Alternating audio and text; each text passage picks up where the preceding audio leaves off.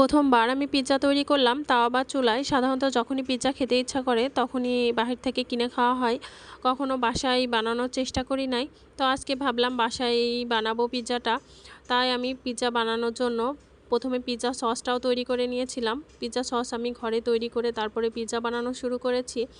আর এখানে সব উপকরণ আমি একটু অল্প অল্প দেওয়ার চেষ্টা করেছি, কারণ যেহেতু প্রথমবার বানাচ্ছি কেমন রেজাল্ট হবে না হবে, আর প্রথমবার বানালে বোঝা যায় যে কোনটা কি ঠিক করতে হবে না হবে। কিন্তু আমি ভাবতেও পারিনি আমি যেভাবে বানিয়েছি এটা এতটা পারফেক্ট হবে, তাও আবার চুলায়। চিজ সাধারণত খেতে আমার অনেক ভালো লাগে, আমি তারপরে চিজের পরিমাণ কম দিয়েছি। আর এখানে আমি গরুর মাংসের পিৎজা তৈরি করেছিলাম। তো দেখতেই পাচ্ছেন সব কিছু আমি অল্প পরিমাণে দিয়ে তৈরি করে নিয়েছি ট্রেটা।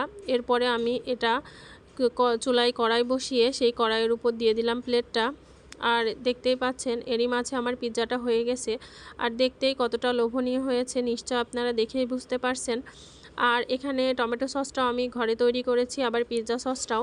আর পিৎজাটা যে কতটা পারফেক্ট হয়েছে ওভেনের মতোই, সেটা আমি সাইড থেকে একটু আপনাদের বোঝার সুবিধার্থে দেখিয়ে দিচ্ছি। দেখতেই পাচ্ছেন ওভেনে বেক করলে যেরকম একটু সাদা সাদা থাকে সেরকমই হয়েছে।